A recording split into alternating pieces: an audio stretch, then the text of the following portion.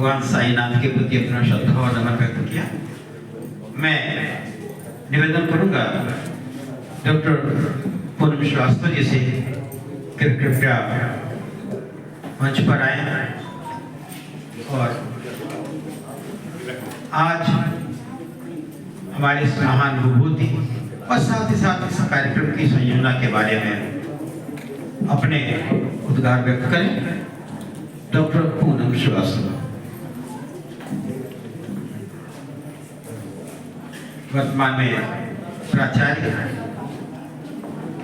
राजकीय कन्या विद्यालय।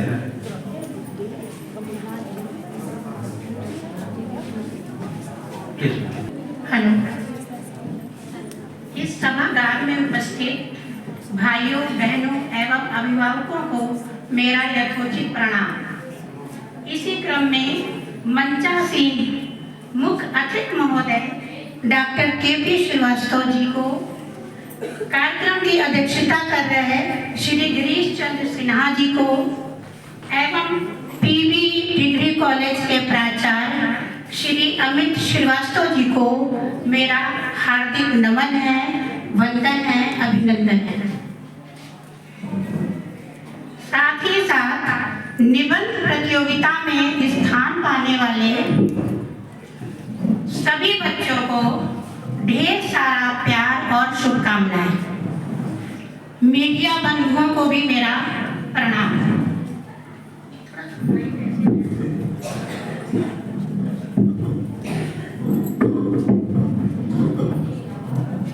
हेलो,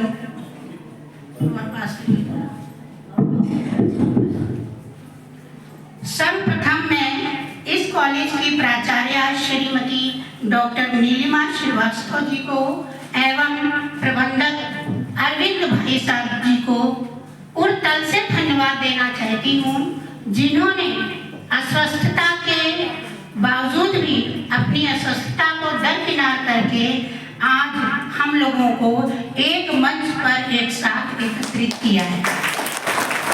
अभी आप पीजीआई से पेसमेकर लगवा के लौटे हैं, लेकिन इतने संघर्ष के बावजूद भी मुझे लगता है डॉक्टर राजेंद्र प्रसाद जी की प्रेरणा से प्रेरित है। आपने इतना बड़ा आयोजन किया।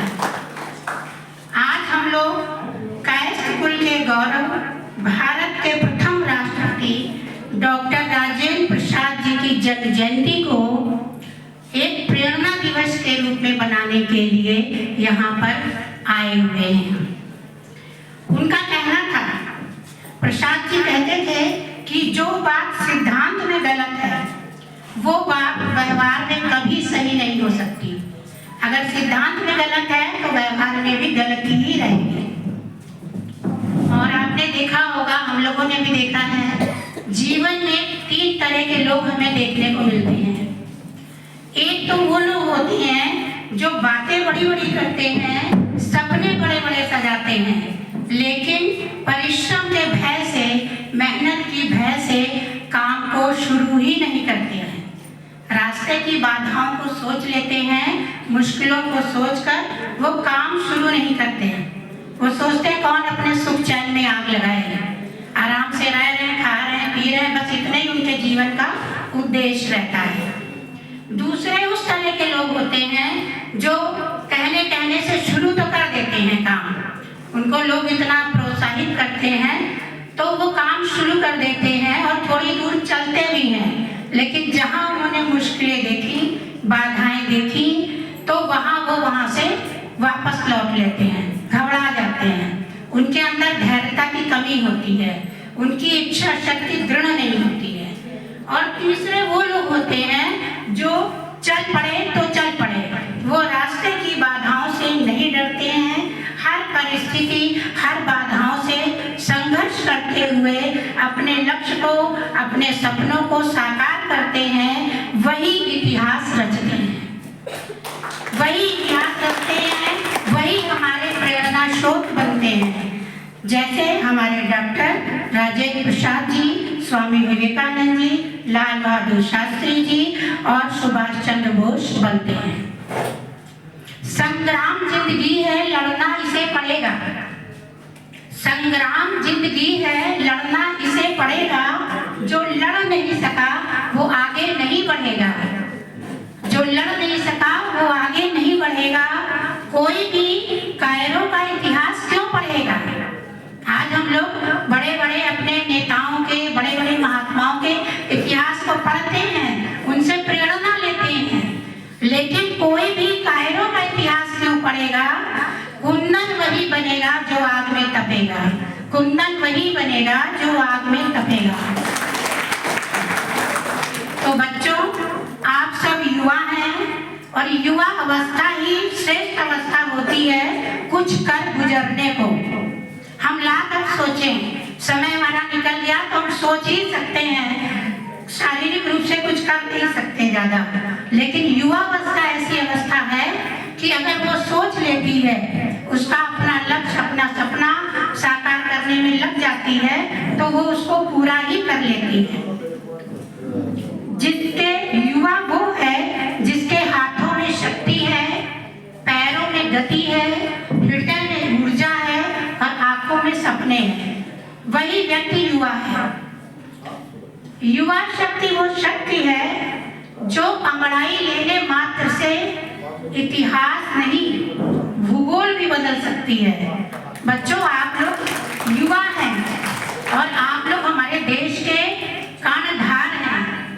तो ये जो हम लोग मना रहे हैं जन्मदिन डॉक्टर राजेंद्र प्रसाद जी का और मुंशी काली प्रसाद जी का, तो ये लोग वास्तव में, इन लोग का जीवन प्रेरणादायक है, इनसे हमें प्रेरणा लेनी चाहिए। ये ऐसे ही आगे नहीं बढ़ रहे हैं, इनका इतिहास हम ऐसे ही नहीं पढ़ रहे हैं, इनके ऊपर निबंध आपने ऐसे ही नहीं लिखा है, इन्होंने बहुत संघर्ष किया है और बिना संघर्ष के कोई चीज मिलती नहीं है। हमारा गौरवशाली इतिहास इस बात की गवाह देता है, लेकिन आज क्या है? आज भारत का यौवन भटक रहा है, आज भारत का यौवन भटक गया है। उसे स्वामी विवेकानंद के आह्वान को भूलकर माइकल जैक्सन बनने की ओर में लग गया है। आज हमारा युवा भटक गया है और वो माइकल जैक्सन बनने की ओर में लग गया है। हमारी युवतियां वीरांगना रानी लक्ष्मीबाई और रानी दुर्गावती के आदर्शों से भटक रही हैं। वो ब्यूटी कंपटीशन में, मोबाइल फोन चलाने में और रील बनाने में अपना ज्यादा से ज्यादा समय व्यर्थ कर रही हैं। तो अगर ऐसा नहीं मैं कह रही कि आप मोबाइल मत चलाइए, लेकिन आप अपने जीवन में अगर अच्छा बनना है, कुछ करना है, आप चाहते हैं कि मेरा भी जीवन एक आदर्श बने, किसी के लिए प्रेरणा स्रोत बने, तो आपको इन सब चीजों को थोड़ा कम समय दीजिए और अच्छी अच्छी चीजों में अपना इतिहास उठा के देखिए। रानी लक्ष्मीबाई का इतिहास पढ़िए, दुर्गावती का इतिहास पढ़िए। आप हमारी जो आज राष्ट्रपति हैं द्रौपदी मुर्मू जी का इतिहास पढ़िए, तब आप इनके नक्शे कदम पे चल पाएंगे। सीधी सी बात ये है कि आप बहुत अधिक न कहकर मैं इतना ही कहूंगी, बाधाओं से क्यों डरते हो मित्र, इन्हें स्वीकार करो। बाधाओं से क्यों डरते हो मित्र, इन्हें स्वीकार करो। जीवन में यदि आगे बढ़ना है तो संघर्षों से प्यार करो, तो संघर्षों से प्यार करो। बच्चों, अगर आप धैर्य के साथ आगे बढ़ती रहेंगी, धैर्य के साथ अपनी मंजिल, अपने लक्ष्य को पाने के लिए चलती रहेंगी, तो एक दिन वास्तव में आप सूरज की तरह चमकेंगी। और सूरज की तरह कब चमकेंगी? जब आप सूरज की तरह तपेंगी। ठीक है? वह पथ क्या, पथिक कुशलता क्या, जिस पथ पर बिखरे शूल न हो। नाविक की धैर्य परीक्षा क्या, जब धाराएं प्रतिकूल न हो। बच्चों, हर अच्छे काम में परेशानी आती है, कोई काम इतना सरल नहीं है। जो भी अच्छा काम होगा, जो भी आपका लक्ष्य होगा, उद्देश्य होगा, उसमें विघ्न बाधाएं तो आएंगी, लेकिन इनसे डरना नहीं है। जय हिंद, जय भारत। सर्वप्रथम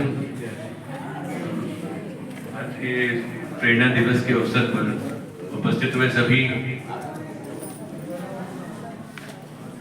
सभी का मैं साकेत परिवार की तरफ से और मेरी तरफ से स्वागत, अभिनंदन है। हमारे बीच में कई पर्सनैलिटीज आई हैं अपने यहाँ, तो अमूल्य समय निकाल के KP सर आए हैं, सिन्हा सर आए हैं।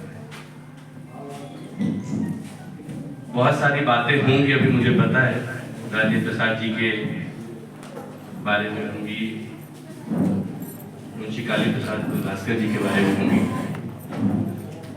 अभी पूनम मैम ने भी जिक्र किया,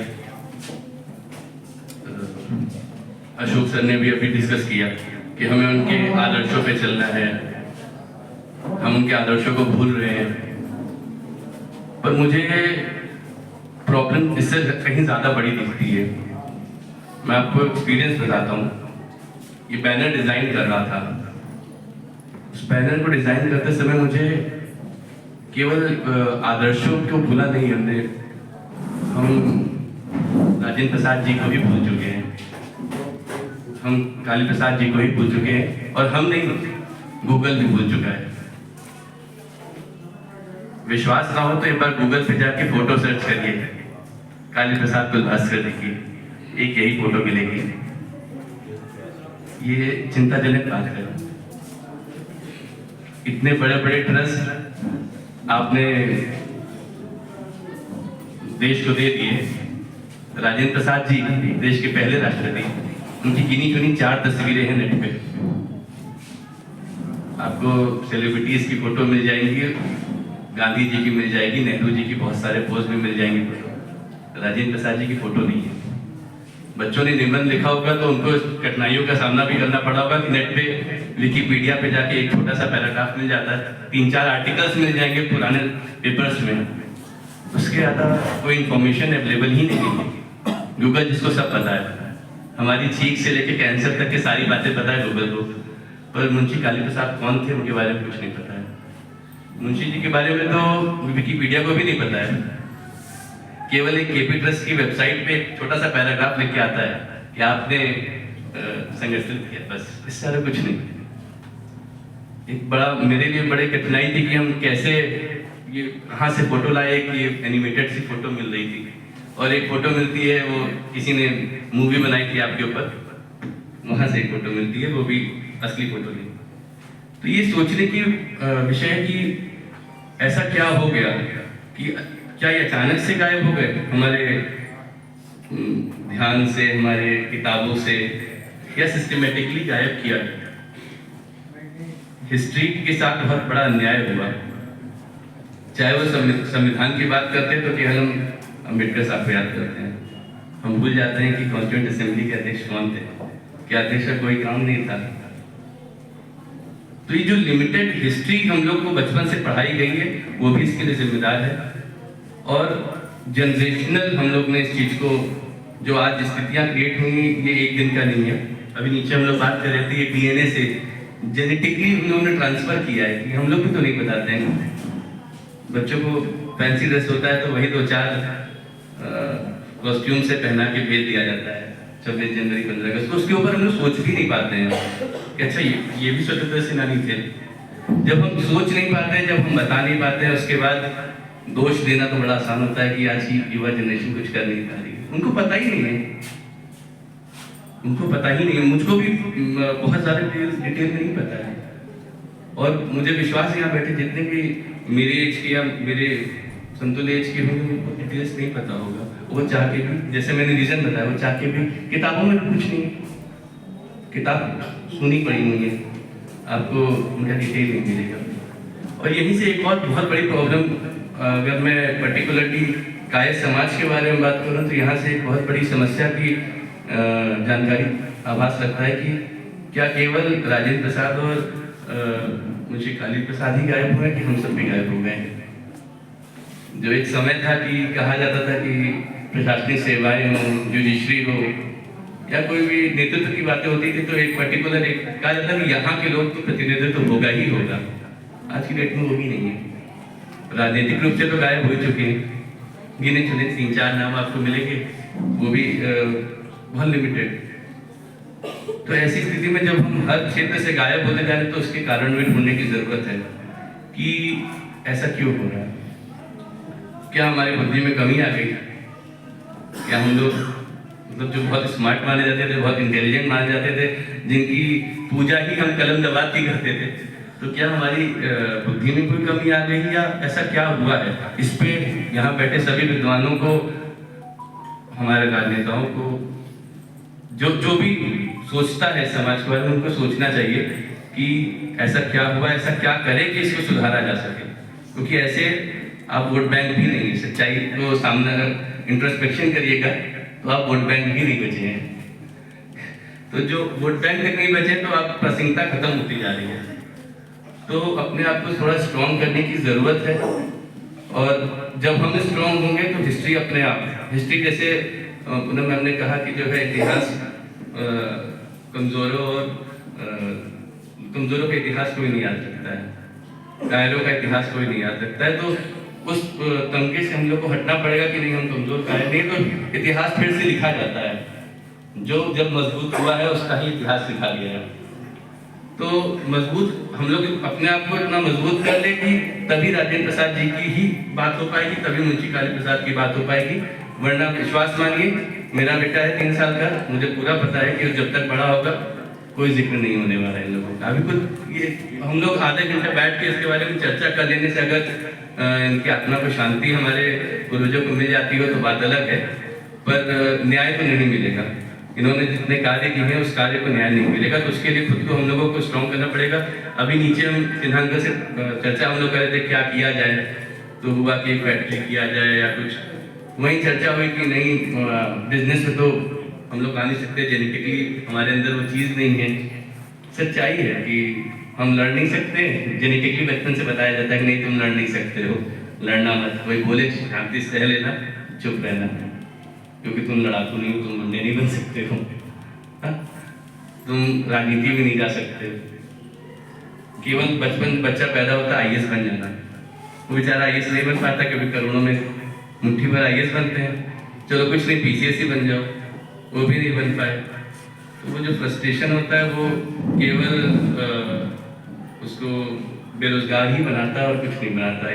ये सोच जो होती है, क्यों नहीं उसके लिए पूरी समाज की हर जॉब उसके लिए बोल दी जाए कि नहीं तुम कुछ भी बन सकते हो बेटा, केवल IAS नहीं तुम कुछ भी बन सकते हो, जो चाह लोगे जिस चीज़ की इच्छा वो कर सकते हो, और पूरा सपोर्ट है। ये सोच हमें हमारे साथ, तो जो हमारे जनरेशन लोग हैं, नेक्स्ट जनरेशन को तो हम बचा सकते हैं कि नहीं तुम कोई आंख दिखाए तुम भी आंख दिखाने की ताकत रखते हो, तुम्हें डरने की जरूरत नहीं है, सब लोग तुम्हारे साथ हैं। और एक जो मुझे पर्सनली फील होता है, मैं पर्टिकुलरली बहुत सारे हमारे कार्यबंधु बैठे हुए, इसलिए मैं उस बारे में बात कर रहा हूँ कि जो एकता की कमी है, ये एक बहुत बड़ी परेशानी का सबब है। और उससे ज़्यादा बड़ी परेशानी है कि जो मुझे लगता है कि एक दूसरे को बढ़ते हुए देखना भी कोई नहीं चाहता है। चाहिए कि एक दूसरे को सपोर्ट बने, और क्योंकि जब एज अ सोसाइटी आप स्ट्रॉन्ग बनेंगे तो हर नीचे छोटा जो गिट्टी है वो भी अपने आप मजबूत हो जाएगी, वरना गिट्टी ही रह जाना है। अगर कोई बढ़ रहा है तो उसके आप उसकी सीढ़ी बनते, अगर सीढ़ी बनने में भी आप उपयोग है तो बन जाइए, क्या पता वो बड़े होके जो चढ़ रहा है वो आगे चल के उसी सीढ़ी का तो योगदान बताएगा। और जो चढ़ रहा है उसको भी चाहिए कि सीढ़ी को भूले ना, उस कंकड़ को भूले ना। ये जब पूरा सिस्टम बना रहेगा कि कंकड़ से लेके जो टॉप तक पहुंच रहा है वहां तक का जब एक दूसरे की कदर, एक दूसरे का सम्मान बना रहेगा, तभी हम एज अ सोसाइटी जीत पाएंगे, एक मजबूती से आगे बढ़ पाएंगे। और उसी दिन मुझे लगता है सही मायने में हम प्रेरणा दिवस का जब प्रेरणा लेके कुछ जा रहे हैं तो उसी दिन हम सफल हो पाएंगे। तो इतने सारे विद्वान हैं, मेरे पास शब्दों की कमी है, नॉलेज की कमी है, मैं ज़्यादा कुछ नहीं बोलता हूँ, समय की भी कमी है। तो मैं सर से आग्रह करूँगा कि प्रोग्राम को आगे बढ़ाएं। आप सब लोग को फिर से धन्यवाद, इतने शॉर्ट नोटिस पे इकट्ठा हुए और इस प्रोग्राम को सफल बनाने के लिए सभी का धन्यवाद। केवल 3 ही हमारे आज के मुख्य अतिथि में विशेष में जिन्हें वक्ता के रूप में बोलना है। सबसे पहले डॉक्टर अमित श्रीवास्तव जी, प्राचार्य PVPG वाले, सर आपका स्नेह हमारा आशीर्वाद।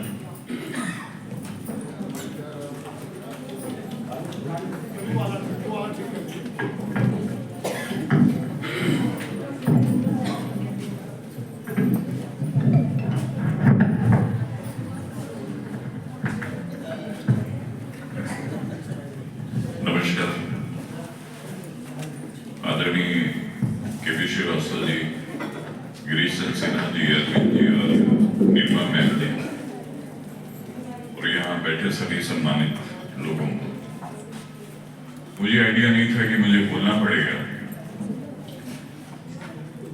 लेकिन कोई बात नहीं, विषय ऐसा है कि बोला जा सकता है। मैंने अभी दिल्ली से भी वक्तव्य सुना और सभी का सुन रहा हूं। दो चीज बहुत महत्वपूर्ण है।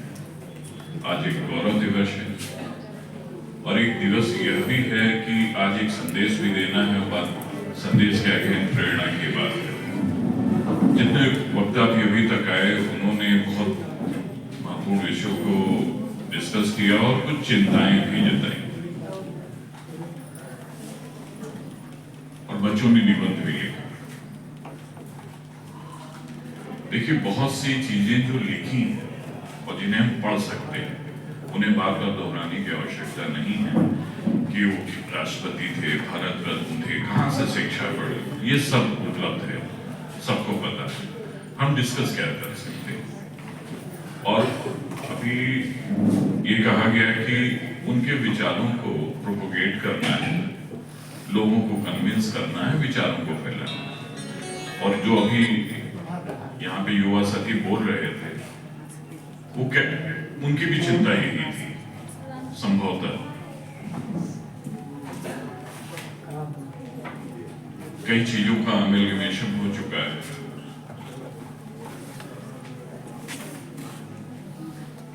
अभी जो वो चिंता व्यक्त कर रहे थे, मैं बताऊं, वो बेवजह की चिंता है। आप अगर अपनी कम्युनिटी की बात करें, जैसा कि उनके प्रपोजल साहब ने कहा कि वो पूरे राष्ट्र के थे, तो आप यहूदी कम्युनिटी भी एक है। आप भाषा और मुद्रा पे अगर अपनी पकड़ रखेंगे तो आप कभी कमजोर नहीं हो सकते। आप देखें यहूदी कम्युनिटी की क्या परसेंटेज है दुनिया में, और दुनिया के पॉलिटिक्स सब उनके हाथ में है, पूरा दुनिया के व्यापार उनके हाथ में, वो कभी नहीं झगड़ते। अगर आप नोबेल लॉरेट्स देखेंगे, सबसे ज्यादा यहूदी हैं। वो कभी क्लेम नहीं करते, कभी बहाने नहीं बनाते, कभी कुछ नहीं करते। आप कमजोर हैं इसलिए कि आप खुद को कमजोर समझते हैं। और पहली चीज ये है कि हम किसी कम्युनिटी की क्यों बात करते हैं। अभी कहा गया कि राजेंद्र प्रसाद जी सबके थे। अब अगर हम उनके विचारों को प्रोपेगेट करना चाहते हैं तो हमको सबको ये बताना पड़ेगा कि वो सबके थे, चूंकि वो सबके थे इसलिए हम भी सबके। हम कन्फाइंड होके किसी कास्ट बेस पे आके बिल्कुल प्रोग्रेसिव नहीं हो सकते। तय आप किसी कन्फाइनमेंट में चले जाएंगे, लोग आपको ऑब्सोलीट कर देंगे, आपको छोड़ देंगे। वो कहेंगे कि आप मतलब से काम करते हैं। आप बिल्कुल अपने सर्वाइवल की बात करिए, लेकिन जब तक आप सबको समाहित नहीं करेंगे अपने आप में, आप नहीं सर्वाइव कर पाएंगे। ये तय है। पहला वक्तव्य था, उन्होंने एम्स से कहा कि डॉक्टर राजेंद्र प्रसाद जी ने ये कहा, यह उनके परिवार ने मान लिया, वो परिवार के नहीं, वो राष्ट्र के। बहुत से उदाहरण हैं। हम लोग किसी भी महापुरुष को जब डिस्कस करते हैं तो अपनी कम्युनिटी को शामिल कर लेते हैं। नो डाउट करना चाहिए, वो हमारे गौरव है, हम उनके वंशज हैं। लेकिन हम बार बार अगर अपनी कम्युनिटी की बातें करेंगे तो लोग कहेंगे ठीक है, आप करिए अपनी कम्युनिटी की बात।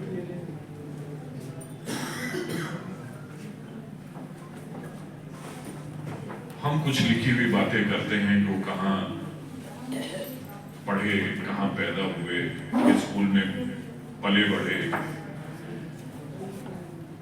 लेकिन क्या आप ये सब पढ़ के उन्हीं जैसा बनना चाहते हैं? उन जैसा नहीं बन सकते आप। उनके सगे भाई भी उन जैसे नहीं बने, और जिस पिता की वो संतान भी, वो भी उन जैसे नहीं थे। आप उन जैसे कोई भी व्यक्ति नहीं बन सकता। आप उनसे सीख सकते हैं कि परिस्थितियां क्या आए तो हम क्या करें और कैसे उसको फेस करें।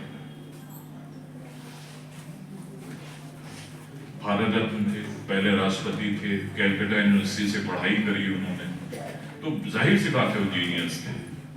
लेकिन अगर बच्चों ने निबंध लिखा है, मैं उनसे पूछूं कि उनकी जीनियस से, ठीक है कोई एक आप कैरेक्टर बताइए,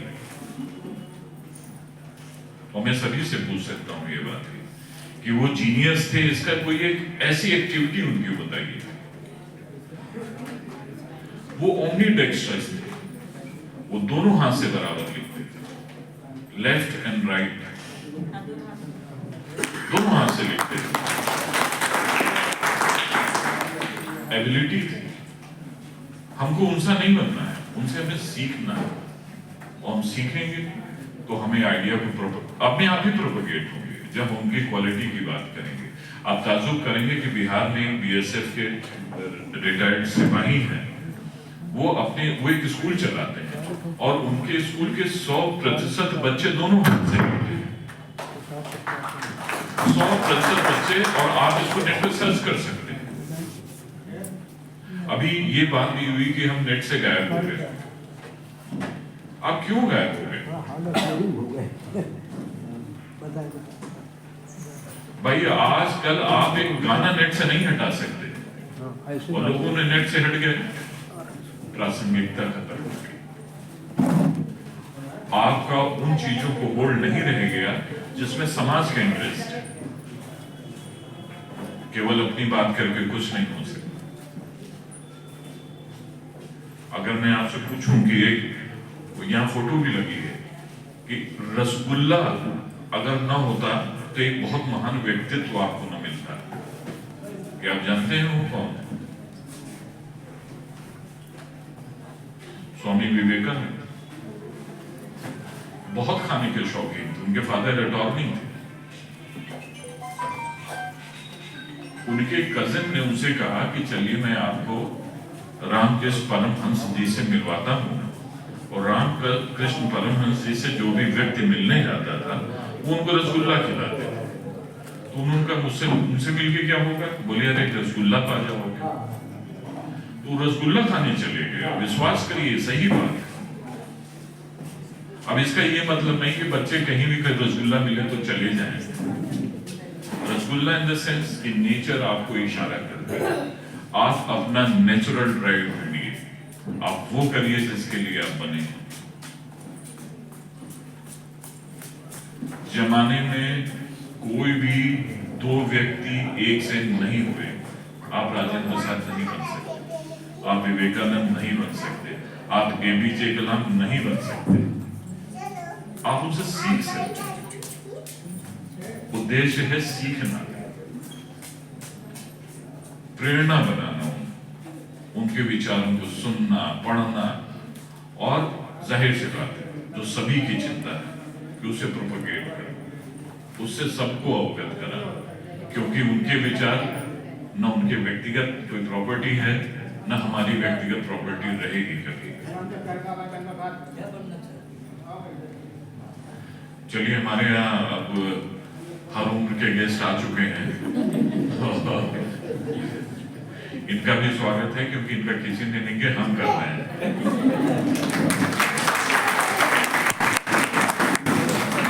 और मुझे अपना चैलेंज दिखाई पड़ रहा है कि मैं गोद में लेके बैठना पड़ेगा।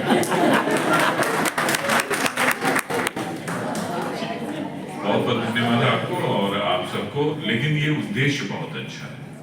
अगर इस तरह के कार्यक्रम होते हैं तो कम से कम हमारे जहन में वो लोग आते हैं जो हमारे मन से मतलब हम उन्हें भूल रहे हैं। इलाहाबाद आप जाइए, संभवतः मुंशी काली प्रसाद कुलभास्कर जी वही हैं जो कुलभास्कर कॉलेज बनता। सबको पता है कुलभास्कर आश्रम, और ये भी मानिए मैं भी बनारस का ही रहने वाला हूँ, बहुत जाता हूँ इलाहाबाद, लेकिन मैं नहीं जानता था। मैंने फर्स्ट टाइम इनका एक पिक्चर देखा है। ये कभी हमारी भी हो सकती है, लेकिन बात यह है कि चीजें विचार प्रोपोगेट नहीं। इलाहाबाद के एक बहुत प्रसिद्ध सक्सेस और हैं, वो मुंशी हर सहाय, जिनका कानपुर में ट्रस्ट है। हर सहाय डिग्री कॉलेज है, हर सहाय जगदम्बा सहाय इंटर कॉलेज है। दरबारी फैमिली है वो, आज भी उनका सिविल लाइन्स पे सब एस्टेब्लिशमेंट्स हैं, लेकिन ये चीजें नहीं है ध्यान में। तो बेहतर है हम इस तरह के व्यक्तित्व को कन्फाइन न करें। वो हमारे तो नहीं हैं, लेकिन वो सबके हैं। हम जब सबका बना के चलेंगे तो निश्चित रूप से विचार भी प्रोपोगेट होंगे, उनकी भावनाएं भी प्रोपोगेट होंगी। बहुत बहुत धन्यवाद। नमस्कार। बहुत बहुत धन्यवाद डॉक्टर सर। निसंदेह जब हमारे सामने जीनियस होते हैं तो हमको सदैव सीखने को ही मिलता है। हम सीख रहे हैं, सीखने की परंपरा में हैं, और व्यक्ति को हमेशा विद्यार्थी भाव अपने साथ रखना चाहिए। और आज ये विद्यार्थी भाव हमको दिखाया गया, बताया गया, एक दिशा दी गई कि हमारे सोचने की दिशा क्या होगी।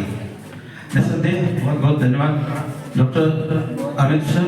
और अब इसके बाद मैं अपने मुख्य अतिथि महोदय को आहूत करना चाहता हूँ कि वे अपना उद्बोधन दें। भूतपूर्व मेयर और साथ ही साथ केपी ट्रस्ट के पूर्व चेयरमैन सर, बहुत ही सम्मानित चिकित्सक आदरणीय डॉक्टर केपी श्रीवास्तव सर।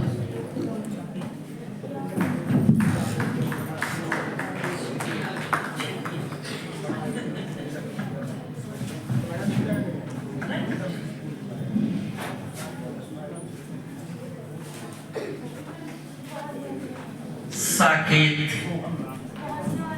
महिला डिग्री कॉलेज के प्रांगण में मंच पर उपस्थित हमारे बहुत पुराने परम प्रिय मित्र गिरीश चंद्र सिन्हा जी, जो प्रतापगढ़ से लखनऊ चले गए लेकिन अपनी जमीन कभी नहीं भूलते। डॉक्टर अमित श्रीवास्तव जी, जिनका सालगर्भित व्याख्यान अभी आपने सुना, प्राचार्य डिग्री कॉलेज।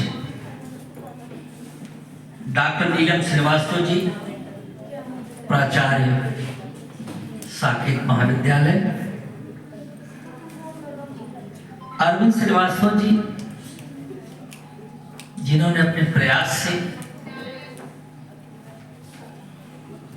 ये सब कुछ बनाया, इतनी बड़ी अंपायर खड़ी की, उसके लिए हम उनको बहुत बधाई देते हैं। आदरणीय संजय खरे जी, अमितेंद्र श्रीवास्तव जी, वरिष्ठ पत्रकार हैं। डॉक्टर क्षेत्र श्रीवास्तव जी, पूनम श्रीवास्तव जी, रमेश चंद्र श्रीवास्तव जी, डॉक्टर ए.के. कुलश्रेष्ठ जी, डॉक्टर गौरव श्रीवास्तव जी, देश दीपक श्रीवास्तव जी, सल श्रीवास्तव जी, डॉक्टर आर.के. मिश्रा जी, जो डिग्री कॉलेज के रिटायर्ड प्रवक्ता है। आज ये जो कार्यक्रम रखा गया है, मुख्य रूप से हम सब लोग डॉक्टर राजेंद्र प्रसाद और मुंशी काली प्रसाद कुलभास्कर की जयंती मनाने के लिए एकत्र हुए हैं।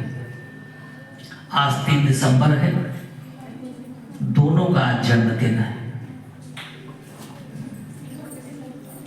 डॉक्टर राजेंद्र प्रसाद जी, उनको सभी जानते हैं, बताने की आवश्यकता नहीं है। मैं भी उनके बारे में ज्यादा नहीं जानता, लेकिन 1-2 बात सुना है, आपको बताना चाहता हूं, क्योंकि वो बात और लोगों ने नहीं बताई, मालूम होगा, हो सकता है लोगों को। जब वो विश्वविद्यालय में पढ़ रहे थे और वार्षिक परीक्षा थी, तो अलार्म लगा के सो गए। किन्हीं कारणों से अलार्म दब गया, पहले घंटी वाला होता था ना ऐसे वाला, वो दब गया, वो सोते रह गए। विश्वविद्यालय में परीक्षा चलती रही। 1 घंटे बाद उनकी नींद खुली तो घबरा गए, दौड़ के गए विश्वविद्यालय।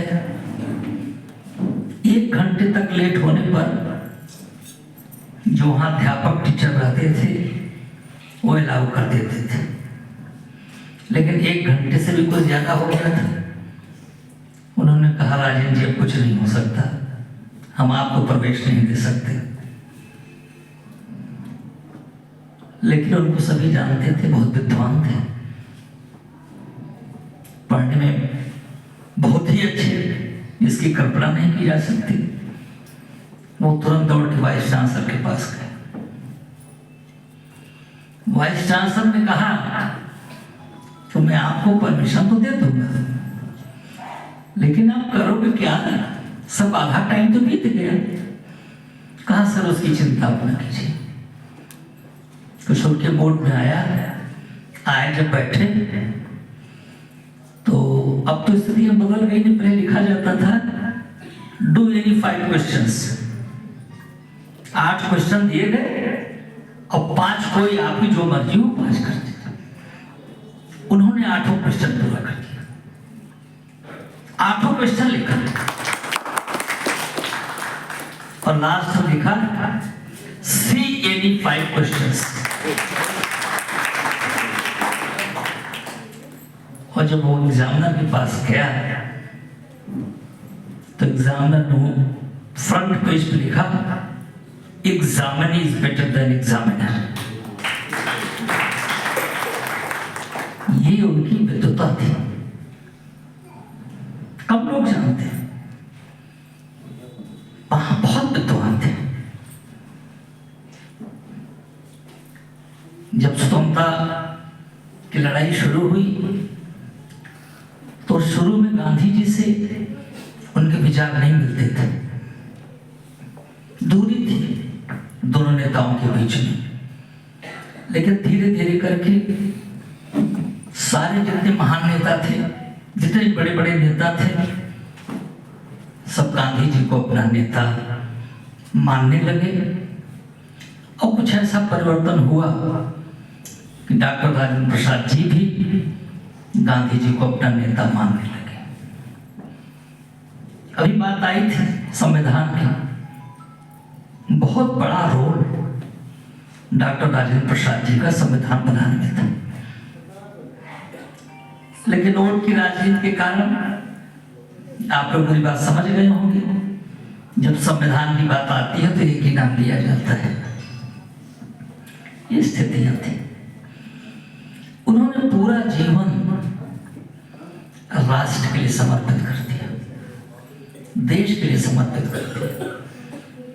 बिहार तो बड़ा पिछड़ा राज्य माना जाता था, वहां से आप आए थे।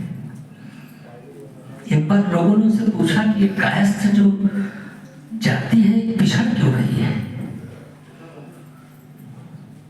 उन्होंने कहा लोगवा का कही है, कितने कहा लोगवा का कही है, इसी से कायस्थ समाज पिछड़ता जा रहा है। केवल इनको सरकारी नौकरी चाहिए, न व्यापार में जाएंगे न किसी और काम में जाएंगे। लोगवा का कहेंगे, अरे लोगवा क्या कहेंगे तो बात की चीज है। आप अपना भविष्य देखिए ना, और लोग देखिए हर क्षेत्र में जा रहे हैं, हर क्षेत्र में जा रहे हैं। लेकिन हम बैठे हैं कि हमको IAS बनना है, PCS बनना है, IPS बनना है, डॉक्टर बनना है, इंजीनियर बनना है। ये नहीं बन पाए तो कुछ नहीं बनना है। पिताजी रिटायर हो गए, बड़ी लड़की की शादी मान लीजिए हो गई, तो दूसरी लड़की की शादी नहीं हुई। बड़ा लड़का कुछ कर नहीं रहा है, वो IAS PCS के चक्कर में पड़ा है, घर का खर्च पेंशन से चल रहा है। और किन्हीं विभागों में पेंशन भी नहीं मिल रही तो सोचिए क्या होगा। लिए आज कायस्थ करीब एक कंपटीशन है। आप अगर अपना हाथ उठाओगे, कुचकने का प्रयास करोगे, तो और लोग भी आपका हाथ पकड़ के आपको ऊपर उठा लेगा। लेकिन जब आपके अंदर खुद आगे बढ़ने की ललक नहीं है, आप आगे बढ़ना ही नहीं चाहते, तो दूसरे को क्या गरज है कि आपको आगे बढ़ाए। तो सबसे बड़ी बात यह है, सपने देखिए, स्काई इज द लिमिट। सपने देखना शुरू कीजिए और सपनों को पूरा करने के लिए अथक प्रयास करिए। कोई आपको रोक नहीं सकता। हम लोग तो डॉक्टर हैं, सभी के पास दिमाग है, बराबर दिमाग है, उसका उपयोग लोग नहीं करते। जो ईश्वर ने दिमाग बनाया है सभी को दिया है, कोई कम कोई ज्यादा नहीं है, लेकिन उसका सदुपयोग होना चाहिए। बच्चों, उसका सदुपयोग करो। सबसे बड़ी बात यह है, हमारे पास भी कई कॉलेजेस हैं। मैं आपको छोटा सा उदाहरण बताना चाहता हूँ, बहुत लंबी स्पीच नहीं चाहता कि हो जाए। साइंस में, मैथमेटिक्स में, फिजिक्स में, केमिस्ट्री में पीएचडी करके लोग आते हैं। अब कहेंगे सर हम पढ़ा नहीं सकते, हमारा इनरोलमेंट करा दीजिए, क्योंकि यूनिवर्सिटी इनरोलमेंट भी मांगती है, कुछ दिखाने भी पड़ते हैं, क्योंकि सारे टीचर आप रख नहीं सकते, उनको सैलरी नहीं दे सकते साहब।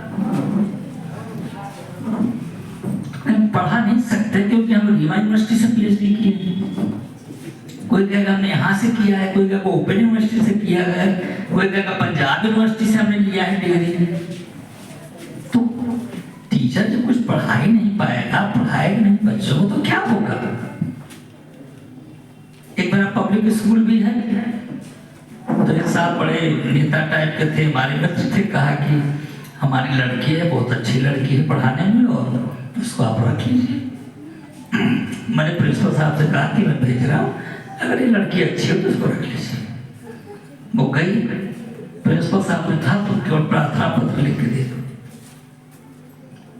अगर एक भी गलती नहीं होगी तब तुमको रख लेंगे। हिंदी में नहीं लिख पाई, 10 गलतियां।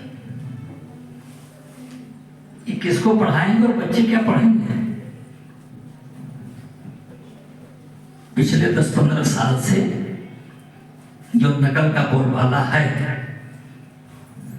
उसे सभी प्रभावित है। मैं जब मेयर था तो इंजीनियर लोग भी कितने सैकड़ों इंजीनियर हैं, ऐसा लगता था कि वही नकल से पास किए, कोदो भेज के, कुछ भी नहीं आता, ये लगता ही नहीं कि इंजीनियर है, लेकिन सैलरी ले रहे हैं 1 लाख, कमीशन खा रहे हैं, देश को खोखला बना रहे हैं। ये शिक्षा की आज स्थिति है। मुंशी काली प्रसाद कुलभास्कर जी के बारे में आप लोग कम जानते होंगे, हम तो बहुत जानते हैं। क्यों 1992 में 1992 में वहां के अध्यक्ष बने थे। चौधरी नवनिहाल सिंह जी के बाद हम भी वहां के अध्यक्ष बने थे। आप समझिए, मैं प्रयागराज में ही पैदा हुआ, गांव में एक बेजा तहसील है। अभी बताया कि किसी ने कि ललाला अलग इंटर कॉलेज में आपके सहयोगी और मित्र थे आपके साथ, वहीं मैंने इंटर तक की शिक्षा की। जब मैं 10 महीने का था तो मेरे पिताजी का देहांत हो गया। माता जी थी, कोई बड़ा किसान और जमींदार भी नहीं था। हमसे जो बड़े भाई थे वो फिजिक्स में एमएससी करके इविंग क्रिश्चियन कॉलेज में लेक्चरर हो गए। उन्होंने मुझको पढ़ाया लिखाया, 2-3 साल लेक्चरर रहे, फिर चले गए दिल्ली। IIT हौज खास इन्होंने एमटेक किया। एमटेक करने के बाद चले गए अमेरिका। अमेरिका से PhD किया। करीब 55 साल से वो अमेरिका में हैं, उन्हीं के नागरिक हैं, सब कुछ वही हैं। उन्होंने मुझे पढ़ाया। प्रयागराज में एक भी कमरा नहीं था हमारे पास, हमारे परिवार के पास, कि अगर हम प्रयागराज आए तो रात रुक सकें। करीब 35-40 किलोमीटर है। साइकिल से आते थे, साइकिल से लौट जाते थे। लेकिन इलाहाबाद के कायस्थों ने मुझे हाथों हाथ उठा दिया। सोचिए, चौधरी नौनिहाल सिंह बहुत बड़ी हस्ती थे,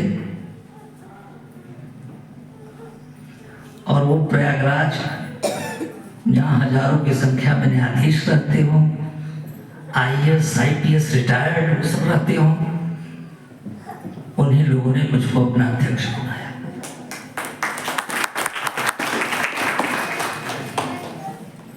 तो मैं तो समझता हूँ, मैं तो जान भी नहीं पाता क्यों बनाया। बस एक ईमानदारी थी। लोग जानते थे कि कुछ करना चाहता है, संस्था के लिए कुछ करेगा। अपने अध्यक्ष के काल में मैंने बहुत काम किए। शायद आप लोग कभी गए हो। चित्रगुप्त मंदिर बनाया, KP कम्युनिटी हॉल बनाया। 9 फरवरी 93 को जब मैं चार्ज लेने गया चौधरी अमरनाथ सिंह जी से, तो जो KP ट्रस्ट का हेड ऑफिस था उसमें बल्लियां लगी थी और खपड़े थे। लंबे तो वो लोग भी थे, लेकिन मेरे सिर में लग गया। मैं उतना छू नहीं पाया, समझ नहीं पाया। मैंने उसी समय निर्णय किया कि सबसे पहले KP ट्रस्ट, जिसका इतना नाम है, पूरे एशिया का कहते हैं सबसे बड़ा ट्रस्ट है, इसका हेड ऑफिस में बनाऊंगा। उसका हेड ऑफिस मैंने बनाया। जो लोग प्रयागराज अक्सर जाते होंगे वो जाके देखें। भव्य बिल्डिंग हेड ऑफिस की, KP कम्युनिटी सेंटर, भगवान चित्रगुप्त का मंदिर। और अभी जो डॉक्टर सुशील सिन्हा जी जीत के आए हैं,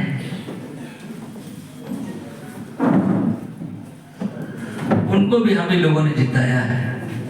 आए होंगे, चुनाव में आए रहे होंगे आप लोगों के पास, क्योंकि प्रयागराज से प्रतापगढ़ बहुत पास है और यहाँ ट्रस्टी भी काफी हैं। एक धर्मशाला बना रहे हैं, 30 कमरों का धर्मशाला विद फुल्ली एयर कंडीशन। आप लोग जब कभी, आप लोग के रिलेशंस या और दूर के लोग अगर प्रयागराज आएंगे तो उनके रहने की दिव्य व्यवस्था हो रही है। मैं जब इलाहाबाद का मेयर था तो मैंने अमिताभ बच्चन जी को बुलाया था। उन्होंने मुझको 21 लाख रुपए अपने पिता हरिवंश राय बच्चन जी के नाम पर एक लड़कियों का स्कूल खोलने के लिए दिया था। मैंने बहुत प्रयास किया कि नगर में कहीं जमीन मिल जाए, उसको बना दिया जाए। मुख्यमंत्री मुलायम सिंह जी भी थे, कई लोग आए, सबसे मैं मिला, सबसे रिक्वेस्ट किया, लेकिन जमीन नहीं मिली। वो 21 लाख रुपए बैंक में पड़ा रहा। अभी जब डॉक्टर सुशील सिन्हा जी अध्यक्ष हुए तो मैंने उनसे कहा कि डॉक्टर हरिवंश राय बच्चन जी के नाम से वो पैसा बैंक में पड़ा हुआ है, मैं आपको दे दूंगा। आप एक गवर्नमेंट स्कूल KP ट्रस्ट की जमीन पर बनाए। वो राजी हो गए और वो 21 लाख रुपए करीब 43-44 लाख रुपए हो गया था। मैंने पूरा पैसा KP ट्रस्ट को ट्रांसफर कर दिया। एक ही हफ्ते 10 दिन के अंदर उसका भी शिलान्यास होने जा रहा है। हो सकता है कुछ लोगों को अध्यक्ष जी बुलाए भी, मैं नहीं जानता। यहाँ के लोग कुछ उनके प्रमुख लोग होंगे। यहाँ इस प्रकार प्रकार से मुंशी काली प्रसाद प्रभास्कर जी के बारे में कुछ आपको जानकारी होनी चाहिए। मुंशी काली प्रसाद प्रभास्कर जी कड़े में पैदा हुए थे। कला तो आप लोग जानते ही होंगे। और लखनऊ में उन्होंने वकालत शुरू की और बहुत बड़े वकील हुए, बहुत दौलत कमाया, लेकिन कोई औलाद नहीं थी उनकी। उनकी धर्मपत्नी नेचुरल है, बहुत परेशान रहती थी कि आपने अपनी मेहनत से इतनी धन दौलत कमाया, इतना पैसा कमाया, किस काम आएगा, एक भी औलाद नहीं है। कुछ थोड़ा वो भी चिंता में पड़ गए। उन्होंने कहा आप चिंतित एक औलाद के लिए हैं, मैं हजारों औलाद आपको दूंगा, आप परेशान ना हो। फिर उनके मन में आया कि हम शिक्षा के उन्नयन के लिए काम करें। शिक्षा के क्षेत्र में उन्होंने इस कायस्थ पाठशाला की नींव रखी और केवल 46 साल की उम्र उनका देहांत हो गया। ये स्वामी विवेकानंद जी 40 साल की उम्र में देहांत हुआ, उनका 46 साल की उम्र में देहांत हो गया। लेकिन संपूर्णता एक भी नए पैसे उन्होंने अपने पास नहीं रखे और सब कुछ सर्वस्व दान कर दिया कायस्थ पाठशाला की। ये विभूति है। और उनके दान से प्रभावित होकर बहुत लोगों ने दान दिया। ऐसा नहीं कि सब दान उन्हीं का है, लेकिन उनके दान से प्रभावित होकर बहुत लोगों ने दान दिया, बहुत प्रॉपर्टी दिया। अब तो लोगों ने काफी बेचबाज भी डाली है, क्या करूं, जो ट्रस्टों का हाल होता है आप लोग समझदार हैं। और आज ये स्थिति है कि करीब 13-14 कॉलेज चल रहे हैं, सब अच्छे तरीके से चल रहे हैं। लेकिन अगर आपने राग दरबारी पढ़ी हो, डॉक्टर श्रीलाल सोलंकी किसी ने पढ़ी होगी, जरूर पढ़ी होगी, तो वही हाल होता है ट्रस्ट को कैप्चर करने का। मुंशी काली प्रसाद प्रभास्कर जी ट्रस्ट बनाकर हरिद्वार चले गए। अपने कफन के लिए भी पैसा उन्होंने नहीं रखा। और जब उनका देहांत हुआ तो अंतिम संस्कार करने के लिए जो उस समय के अध्यक्ष थे वो हरिद्वार गए। दूसरी बात देखिए, जब उन्होंने सर्वस्व दान दे दिया तो उनकी धर्मपत्नी जितने गहने उनके पास थे, मंगलसूत्र छोड़कर सारे गहने ले आकर उन्होंने दे दिया कि हमारी तरफ से केपी ट्रस्ट था। तब ये संस्था बनी है। तो ऐसे महापुरुष डॉक्टर राजेंद्र प्रसाद जी, मुंशी काली प्रसाद जी, जिन्होंने हमको एक सीख दी। जब प्रिंसिपल साहब बताया कि सीखने की आवश्यकता है, उनसे कुछ समझने की आवश्यकता है, वो हमारे आदर्श हैं। और हम सीखेंगे तभी हमारे बच्चे आगे बढ़ पाएंगे। शॉर्टकट कुछ नहीं होता, शॉर्टकट से कुछ मिलता नहीं। अब्दुल कलाम साहब ने भी कहा है, ये कभी ना सोचो कि शॉर्टकट से कुछ मिल जाएगा। बिना मेहनत के कुछ नहीं मिलता, मेहनत करनी पड़ती है। अब इधर देखिए, राजनीति में कायस्थ कहीं देखते थे, अब भाजपा ये 2-4 विधायक हैं। 2 विधायक हम लोग प्रयागराज में हैं, एक बनारस में है, एक लखनऊ में है, एक बरेली में है। मंगेश जी गोरखपुर के महापौर है। धीरे धीरे करके लोग कुछ प्रयास करके आगे बढ़ रहे हैं। एक बात और कह के अपनी बात समाप्त करना चाहता हूँ, ये स्थितियाँ क्यों आई? कल ही हम लोग डॉक्टर अरुण सक्सेना जो राज्य मंत्री हैं, मैं डॉक्टर मंगेश जी गोरखपुर से आए थे और सुश्री सिन्हा जी, चारों लोग मुख्यमंत्री से मिलने गए थे। एक कार्यक्रम ये लोग 8 दिसंबर को कर रहे हैं, उसके लिए हम लोग मुख्यमंत्री को बुलाना चाहते थे कि आज मुख्य अतिथि आ जाए। जो उन्होंने बनाया था कागज जो मुख्यमंत्री को दिया गया, उसमें लिखा था कि 10,000 कायस्थों के आने की अनुमान है। जैसे उन्होंने कागज पढ़ा ऐसे बड़ा कस के हंसे। 10,000 कायस्थ एक जगह इकट्ठा होंगे। अरे क्या बात आप लोग कर रहे हैं? युवा के नहीं सर, प्रयास किया जाएगा, इकट्ठा किया जाएगा। अरे नहीं 10 आएंगे, 7-8 हजार आ जाएंगे, लेकिन रहेंगे काफी लोग। मैंने अच्छा देखता हूँ, मैं अपना प्रोग्राम देख के बताता हूँ। इतने सब लोग इसीलिए गए थे कि विधायक भी, एमएलसी भी, महापौर भी, केपीएस के अध्यक्ष भी दबाव डालने के लिए सब लोग गए थे कि अगर मान लीजिए टाइम दे देंगे तो बहुत अच्छा एक वो रहेगा। लेकिन ये सोच है, ये बात उन्होंने क्यों कही? अरे 10,000 कायस्थ ये कहां से इकट्ठा हो जाएंगे, कभी नहीं हो पाएंगे। क्या बात आप लोग करते हैं?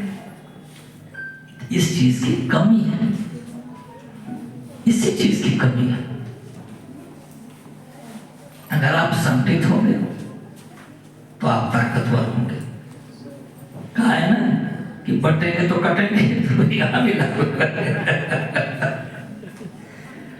संगठित होना सीखिए, एक दूसरे की मदद करना सीखिए। अपनी कौम का कोई आगे अगर आदमी आगे बढ़ रहा है तो उसका सहयोग कीजिए, उसकी टांग मत खींचिए, उसकी बुराई मत कीजिए, तभी आपकी कौम आगे बढ़ सकती है। और ये कौम तो बहुत आगे रही है। 27% जिसके पास नौकरी रही हो, 2%, 3% पे आ गया हो, चिंता की बात है ना। जो मैंने आपसे कहा, पिताजी रिटायर्ड, पुत्र की शादी नहीं हुई, लड़के की नौकरी नहीं मिली, खेत बेच के सब सारा चले आए, कैसे जीवन यापन चलेगा? तो आप लोग गंभीरता से इस बात पर विचार कीजिए। चित्रगुप्त सभा के माध्यम से, काय सभा के माध्यम से, जैसे भी हो उससे जुड़िए, वहां जाइए, देखिए लोग क्या कह रहे हैं, लोग समाज में क्या करना चाहते हैं। आप भी जो सहयोग हो सके करिए। गिरीश चंद्र सिन्हा जी तो करते ही रहते हैं, लेकिन इनसे सीख लेके कुछ करिए। जो कमाते हैं लखनऊ में जाके प्रतापगढ़ में खर्च कर देते हैं। इनकी जितनी तारीफ की जाए कम है। इन्होंने आज मुझे बुलाया इस कार्यक्रम में, आप लोग के बीच में आने का सौभाग्य मिला, बड़ा अच्छा लगा। हम आप सबके बहुत आभारी हैं। लेकिन 2 बात जरूर कहूंगा कि इतनी बड़ी अखबार अभी जी ने खड़ी की, कुर्सियां सब पीछे खाली, कुर्सियां देखिए सब पीछे खाली। अभी जब मैं आ रहा था तो अरविंद जी के विद्यालय में देख रहे पानी भरा हुआ है सब, और सब काई जना है, लगता है 1 साल से पानी की निकासी नहीं हुई। उसकी भी व्यवस्था होनी चाहिए, पंप से पानी करिए, उसको बाहर करिए, जैसे जो भी समस्या हो। लेकिन महाविद्यालय के अंदर, विद्यालय के अंदर अगर पानी जमा है तो it creates a bad impression. तो अरविंद जी से मेरा ये है कि जब इतना प्रयास करके इतनी बड़ी पायर आपने बनाई है, तो इसका देख रेख करना भी आप ही की जिम्मेदारी है। अब हो सकता है बेचारे बीमार हो गए हों, ऑपरेशन हुआ, ये हुआ, उसमें थोड़ा बिजी हो गए हों, तो उनकी धर्मपत्नी से मेरा अनुरोध है बच्चों से कि जरा इसको देखें। विद्यालय बनाना और उसको चलाना सभी काम चैलेंजिंग है, और आज के युग में बहुत मुश्किल है चलाना। लेकिन आप लोग इस संस्था से जुड़े हैं, इसके लिए हम आप सबको बहुत बधाई देते हैं, धन्यवाद देते हैं। मेरे लायक अभी कोई सेवा हुई तो आप बताइएगा, मैं हमेशा आपकी सबसे आगे रहूँगा। आपकी जो भी समस्या है अपनी समाधान करने का प्रयास करूँगा। जो कुछ भी शक्ति आप लोगों ने थोड़ी बहुत दी है, मुझे भी मेयर की बात बहुत लंबा गैप मार दिया, तब मैं जाके कहीं विधान परिषद सदस्य बना हूँ। बहुत बहुत धन्यवाद।